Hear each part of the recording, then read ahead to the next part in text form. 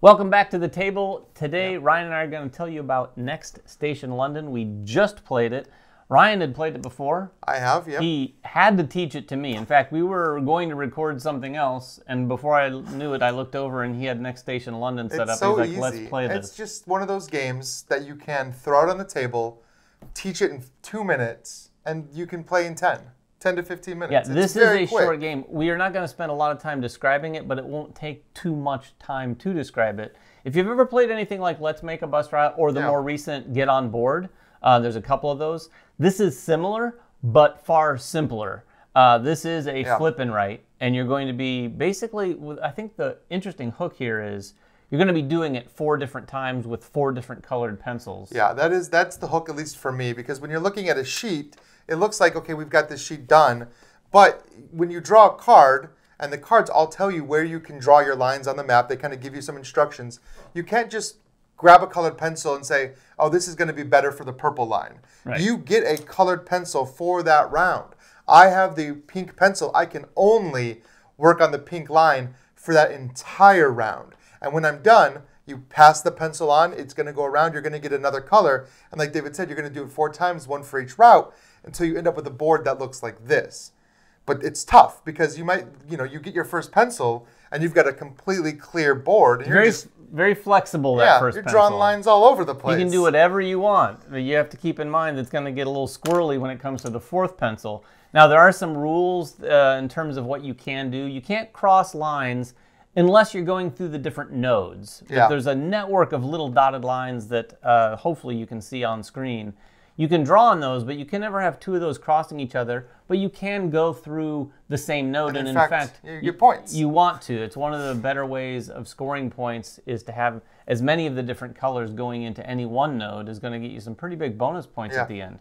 But yeah, you're making a network here, and you might flip a card that's like a square, and the ends of your current route might not go to a square, so then you just don't go. There's no big penalty other than you lose a line. Not going. You lose a line, and that can be a problem because you're scoring your line. It's really interesting the way you're scoring your line because you're looking at the number of districts it crossed. So the game wants you to kind of expand out through the multiple districts, and there are 11 kind of divided up on the sheet, and it multiplies that by how many nodes you hit in the biggest district. Yeah. Right? So like you want to spread out, but you also want to hit up a lot of nodes and do something like, it was 4 districts, 4 nodes, that's 16 points. And then you also get points for crossing up and down the Thames. So you kind of want to also zigzag. So they give you all these different ways to score points.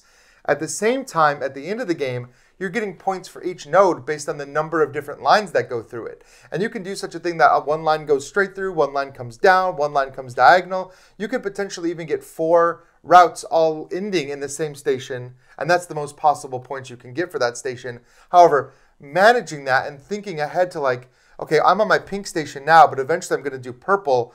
How do I make this work in such a way that my lines kind of come together but also don't block each other? Yeah, it was interesting.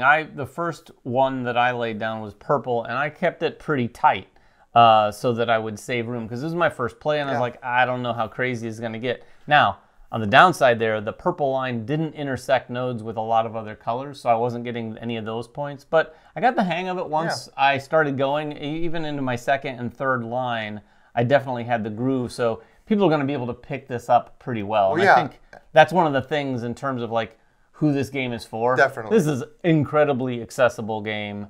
I would say filler-esque. This didn't take long at all. I would say filler, but I also say this is the game that you throw on the table when you're at a restaurant waiting for your food. You could do that. Or you're, sitting in a movie waiting for the movie to start. You could put this on an airplane. Like the amount of table space that this takes up is so small. All you really need is your sheet and then space for 1 deck of cards. And colored pencils. You're just flipping these cards every single turn. And there are 11 cards in this deck, but you're not going to see all of them. You're going to draw cards until you have 5 of these pink ones, and that ends the round. So you don't really know how many you're going to get for each one. So there is still, I think, a lot of strategy that goes into it for being a small box. But yeah, the table presence is tiny. Yeah, this is a Spiel nominee, not winner. It was last year, but it makes sense that it was. Like I said, it's very accessible. I think even though I feel a lot of people think that the blank and write genre is growing tired, This maybe is it is, this isn't reinventing the wheel either, but it's doing that type of game in a way that hits all of the things that it needs to. It's quick, it's little, it's fast, and it's fun. It's got enough depth to get real gamers thinking, okay, there's something to think about here. Yeah, and it's very satisfying, especially when you're done and you get to kind of look at your map and like it looks like an underground map, and you're like, wow, look at like I did a really good job.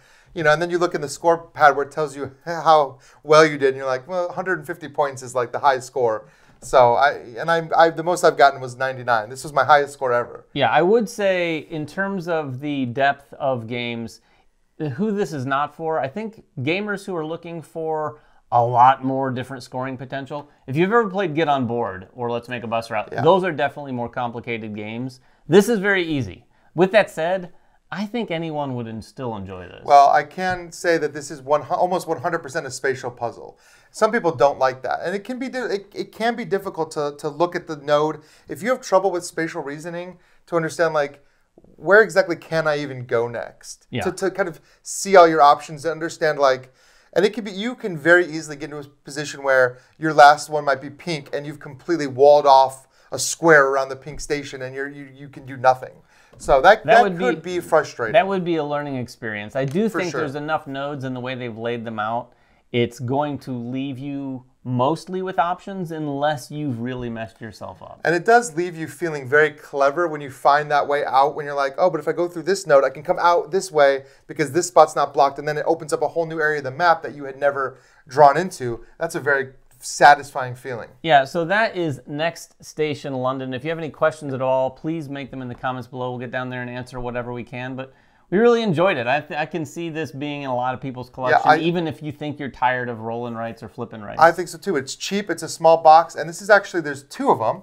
There's Next Station London. There's also Next Station Tokyo, which is the same system but a different map. It's a map of Tokyo. Is it a map instead. of Tokyo? Okay, yeah, that makes sense. And we haven't tried that. And I also haven't tried with any of the modules. There's some like bonus scoring modules that give you points for doing very specific things. So it adds a little more strategy to your map. So if you like that extra depth, you can add those modules on as well, even for solo mode. And it does have a very good solo mode as well. Yeah, that is the game. So even with this module, it could be just for anyone, really. Yeah, I really do think so.